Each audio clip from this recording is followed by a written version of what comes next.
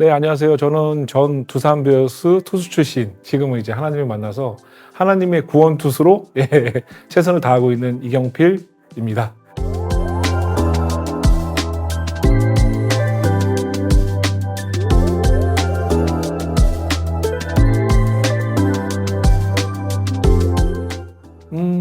최근에 가장 많이 하는 그런 것들은 세상에 나가서 어떻게 하면 제 역할을 잘 하고 살 수 있을까라는 생각을 가장 많이 하는 것 같아요.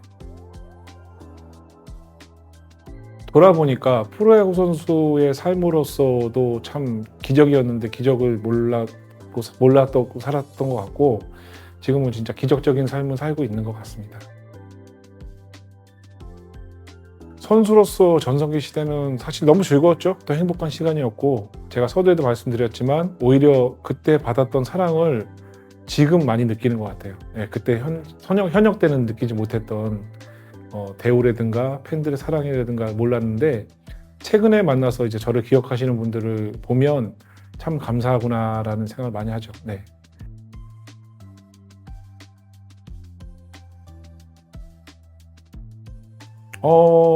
수술을 결정을 하고 수술을 했을 때는 참 힘들었죠. 제 인생에 겪어보지 못한 가장 큰 위기의 순간이었고, 가장 두려웠던 건 제가 다시 마운드에 설 수 있을까라는 생각이 있었고, 근데 그 두려움이 역시 이제 마운드에 섰을 때 예전만한 구위를 찾지 못하고 결국에는 이제 야구를 그만두게 된 계기가 됐죠.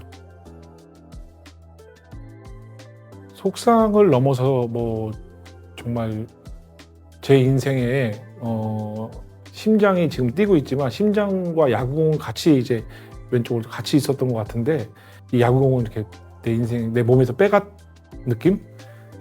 한쪽이 아직도 이렇게 비어 있는 느낌이었는데, 그걸 또 이제 하나님이 채워주신 게 아닌가 하는 생각이 들 정도로 그때는 앞이 보이지 않았죠, 사실은.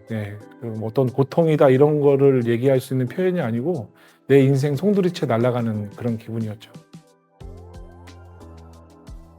많이 했었죠. 여러 가지 이제 그때 일들을 많이 했습니다. 건설업 그쪽 관련된 일도 해보고 여러 가지 일들을 많이 했는데요. 사실 선수 때 세상을 바라보는 관점에서는 나가면 다 할 줄 알았는데, 막상 나가 보니까 제가 할 수 있는 일이 많이 없었어요. 그게 제일 충격이었죠. 이제 갖게 된 계기가 이제 여러 가지가 있는데, 제가 그 전에 이제 무속세계도 한 1년 정도 박수무당 형들과 같이 따라다니면서 신앙인생도 이제 경험을 해보기도 하고, 그리고 결정적으로는 와이프가 이제 좀 아픈 상황이 돼서 와이프를 통해서 이제 교회를 같이 가게 됐고, 그 와이프의 몸이 낫는 거를 기도하다 보니 이제 하나님한테 이제 더욱더 매달리게 됐죠. 그게 이제 신앙의 첫 발걸음이 된 거죠. 당연히 사용하시는 것 같죠.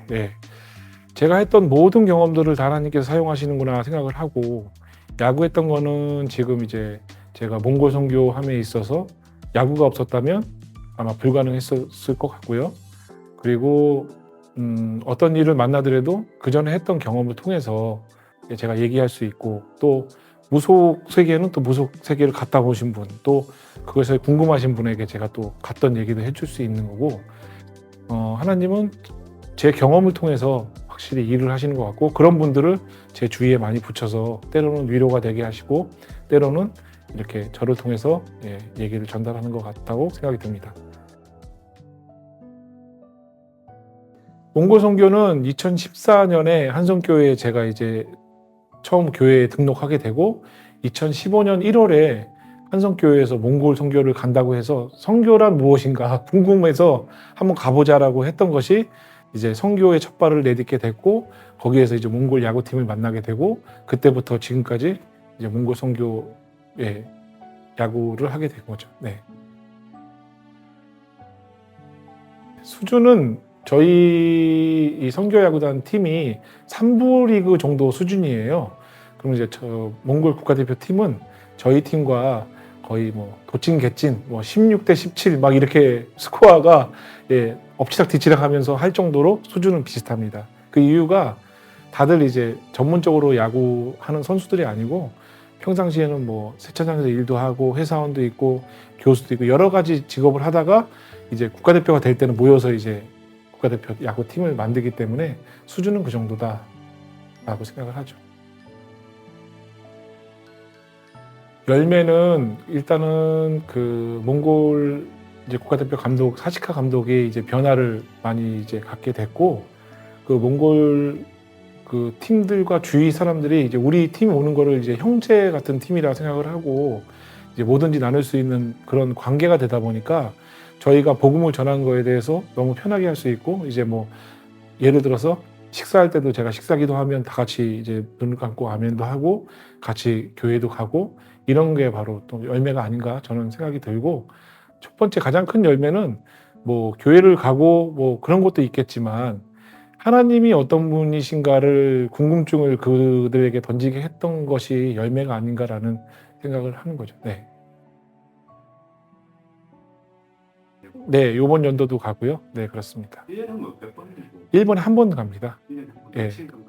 1번에 한 번, 한 6일 정도, 일주일로 해서 예, 이제 그 우리 팀원들 해서 이제 같이 일주일 동안 자비량으로 해서 가고 있죠.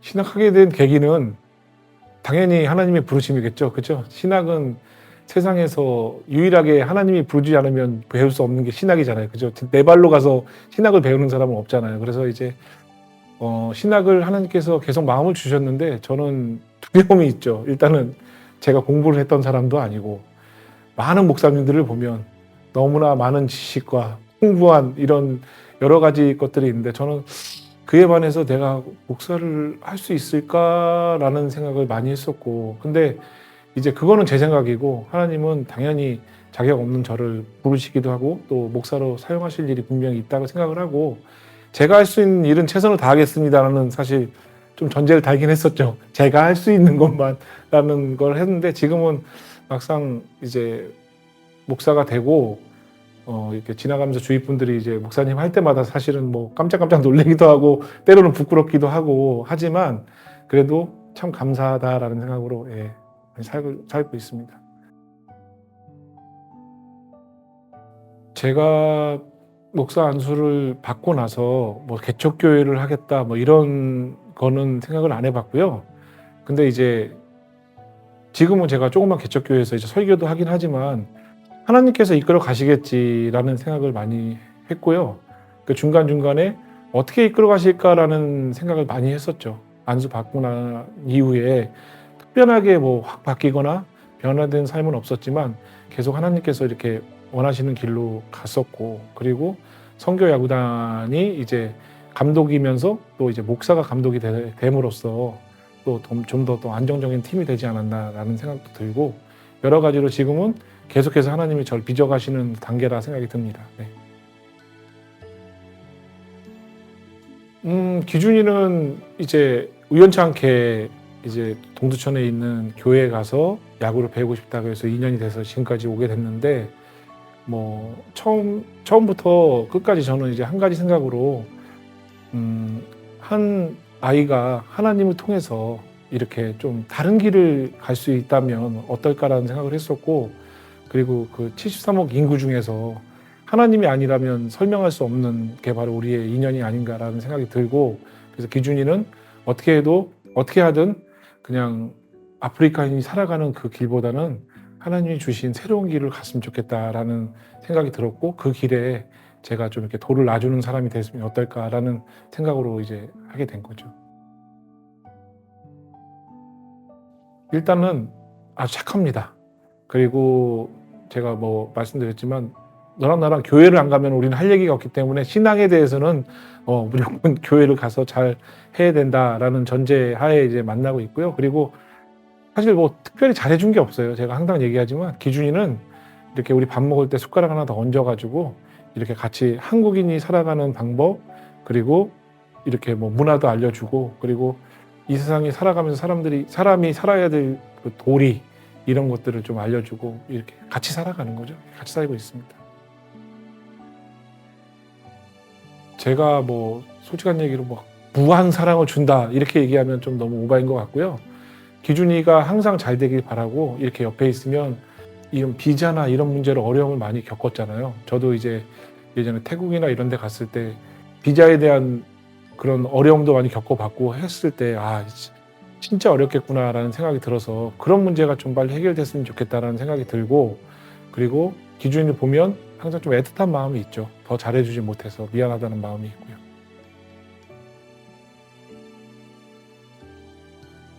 선교는 저는 그렇게 생각합니다. 야구도 그렇고 선교도 그렇고 꾸준함이라고 생각이 들어요.